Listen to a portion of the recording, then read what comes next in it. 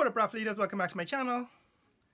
Today, I want to bring you up to date on what's happening in Guyana. I want to give you some feedback on the new normal in Guyana, and just give you my take on the current situation after the chaos of the transition of this new government. There was some violence in the last month or so that resulted in the death of two African American young men, 16 and 18 years old, and then retaliation to that, another young man of Indian origin was murdered.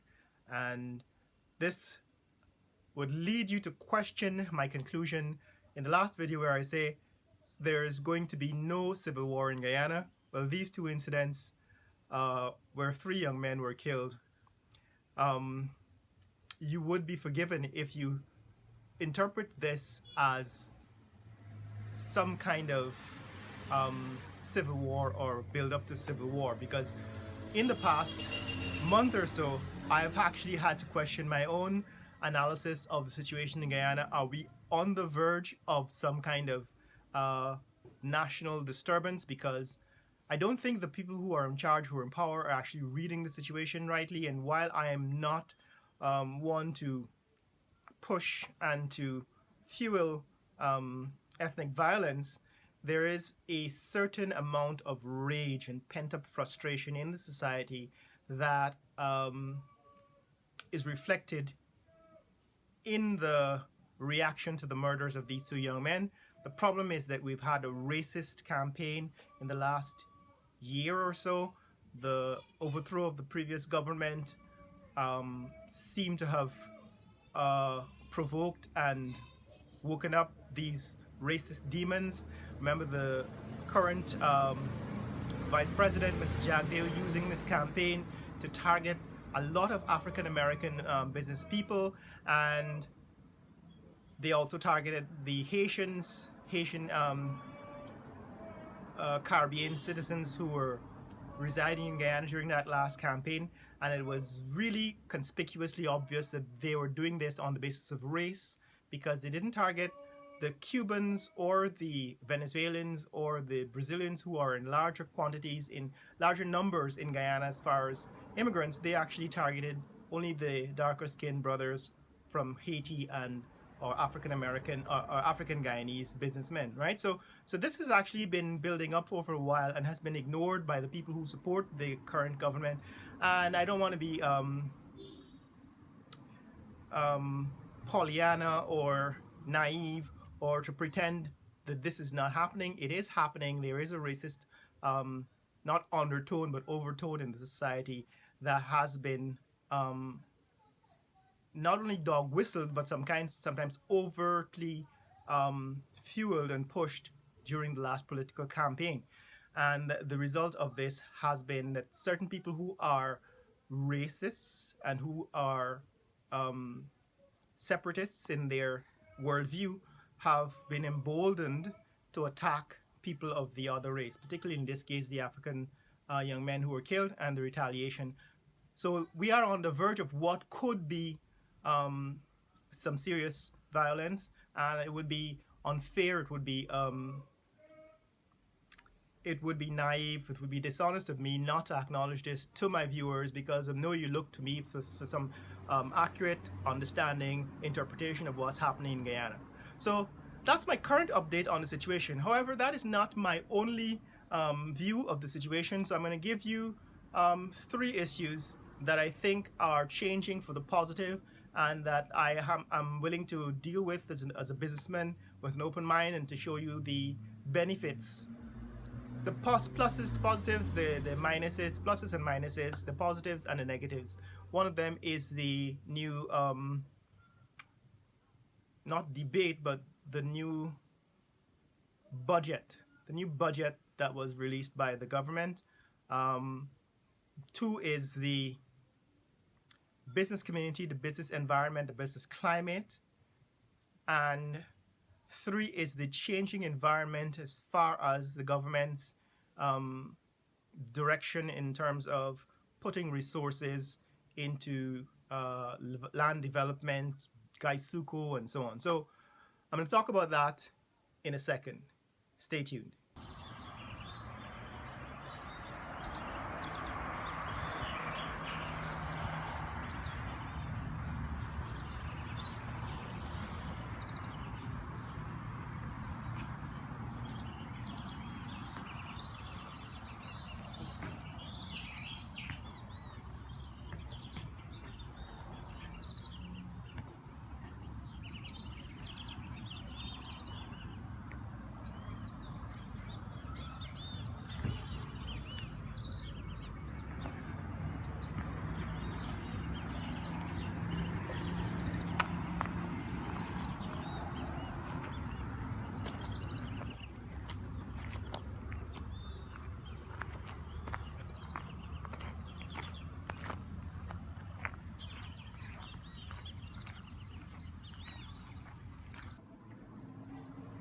So guys, let me give you my current assessment of the situation.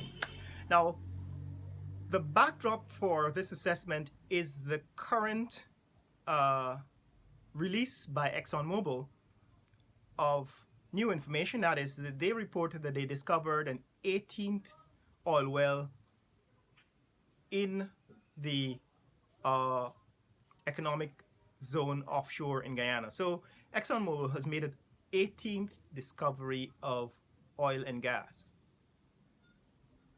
in Guyana. So that means that Guyana's oil reserves is now sit somewhere north of 8 billion barrel equivalents of oil. Right? I'm going to get back to that in future and give a more detailed analysis of it, because I've been getting a lot of questions from people, some of it conspiracy theory and some of it really legitimate questions about how this should be handled. But this forms the backdrop of the assessment I'm giving. The first one is the budget. So I caught a little bit of the budget in Parliament on my television. And from what I gather, from what I listened to, what I heard, we're still operating with the same partisan lens that we did 5 years, 10 years ago. Nothing has changed, right? There is no honesty, there is no clarity. All of it is political wrangling. So what I heard from the budget debate was just a horsewhipping of the opposition. This is how much money they wasted, and this is how we're going to change this situation. And because it is such a partisan presentation, it makes me very I don't trust, right? It makes me mistrustful of the numbers that I hear from the current government, because these are the same people who used Mercury Public Affairs during the campaign to create disinformation about the oil and gas sector. These are the people who said they are going to put a halt on the oil and gas sector and review all of the contracts and renegotiate the contract with ExxonMobil. I heard a little bit about that at the start of the term in office, that is the current term in office, but I don't hear so much about it now. Remember, I made a number of videos, you can go check them out. I made a number of videos about the oil and gas sector and giving you my unbiased, non-political assessment of the oil and gas sector. And like I said, I think it's a good contract. It is not to be renegotiated. The problem with renegotiating contracts is that you have to give up something to get something. So you probably will lose something that you have now to gain something that you think you should have. And the profit sharing aspect of that contract is still the best part of it, right? The fact is that oil went down to $16 a barrel and then came right back up to $42, $43 a barrel. And right now it sits somewhere around $35, $36 a barrel in the middle of a pandemic. So it tells me that there is a certain amount of resiliency in the oil and gas sector, even now during a pandemic, even while we're changing our course and going towards electric cars and green energy and all that stuff. It is still a resource that we should not trifle with and not play with. We should take advantage of it as quickly and as smoothly as possible. So The point is that the budget debate led me to believe that this is just politics as usual. Nothing has changed. It is the same old political wrangling, which means that there's not much to be trusted. You really you can't trust what you're hearing unless you get the raw numbers and be able to do the data analysis for yourself. Nothing that I heard in the budget presentation can be trusted. Will have to wait for the outcome, right? For the implementation, for the execution. So number two is the current business climate in Guyana is still quite depressed because of the pandemic, but because of the new discovery, the oil and gas industry continuing to discover new finds of oil wells, and Exxon Mobil, although in a bit of uncertainty about the way forward with this current government. Remember, this is a very politically fraught industry. The US government is very, very interested in Guyana now that Exxon has discovered significant quantities of oil and gas, and we're getting a lot of that interference, which we would expect from in this geopolitical region, this part of the world, right? With Venezuela next door and the conflict between America and the USA, Guyana now becoming a platform from which the America sees the rest of the South America and the Caribbean, right? We know recently the American Secretary of State Pompeo has been paying a visit to Guyana, and we know that on his agenda is increasing cooperation for interdiction. The DEA the US DEA is going to expand its operations to try to interdict drug offshore Guyana and ships and so on. But we know that the main reason for the increased interest in Guyana is because of the oil and gas industry. But what it means for the business sector is that there is a latent or hidden excitement about the prospects, the future business prospects for doing business in Guyana because of this huge source of foreign income, right, from the oil industry. And the excitement is about all of the contracts and subcontracts that can be generated with fuel by the oil and gas sector, provided, of course, that it's properly managed and there's not a whole lot of disruption because of this political change. I, however, have a personal view that you're not going to make most of your money from interacting with the oil and gas sector. You're going to make most of your money from building businesses in the climate of growth. So whether you are in healthcare or real estate or any of the number of industries, recreation, tourism, all of these things can benefit in a climate of growth, which is fueled by either real or imagined profits from the oil and gas industry. In other words, it doesn't have to be profitable. Just the excitement of discovering new oil reserves is creating that hidden energy in the business sector of Guyana, although we're not yet seeing movement on that because of the freeze of the economy due to the pandemic, right? So my conclusion about the oil and gas sector is I think Exxon is the right people to be doing this, and they are actually politically astute in managing oil discovery and oil extraction and oil sales. Our job is not to screw it up, and I am not convinced that these people who are now in charge are not going to screw up what has happened so far. And finally, what's happening in terms of the direction that the country is going to take now that the PPPC is in charge of the economy. And what I've seen so far based on the budget and some ads in the news is that they're going to be pushing some massive infrastructure development, both in terms of housing and condominium development and large-scale real estate development on the coast, as well as sugar. They're going to try and revive the sugar industry.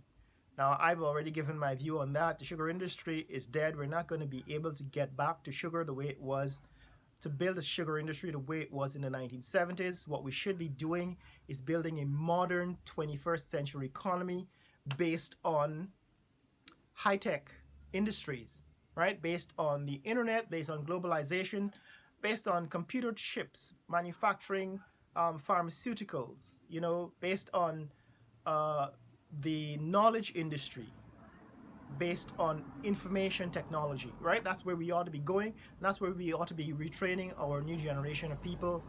And that's where, of course, I am headed, right? Because, like, you know, I've already released the Georgetown Biomedical University, which is supposed to be a global platform to train young people across the globe in healthcare and biomedical information technology.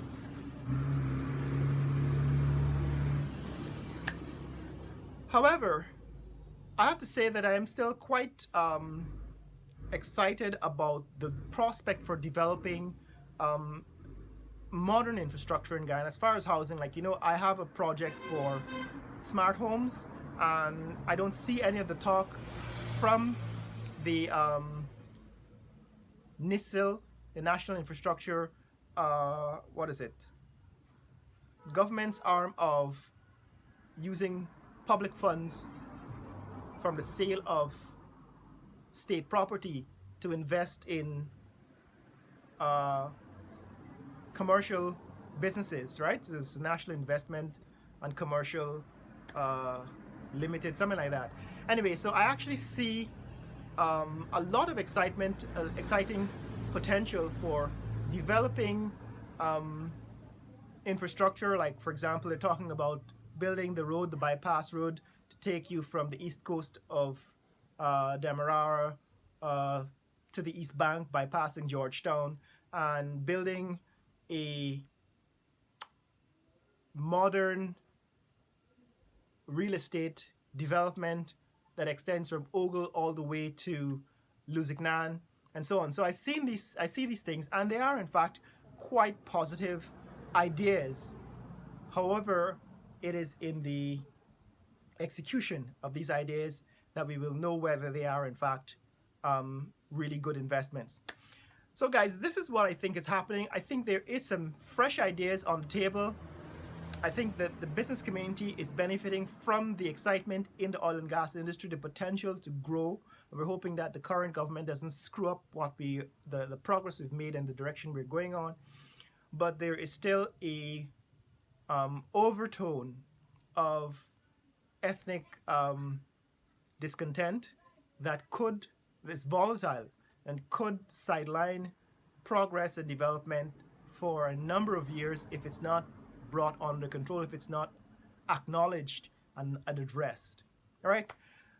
Anyway, guys, that's my attempt to make sense of what's happening here in Guyana. If you want to hear more content like this, you want to see more content like this, click like and subscribe. Share this video with friends and families around the world. Let them know what's happening in Georgetown, Guyana. Later.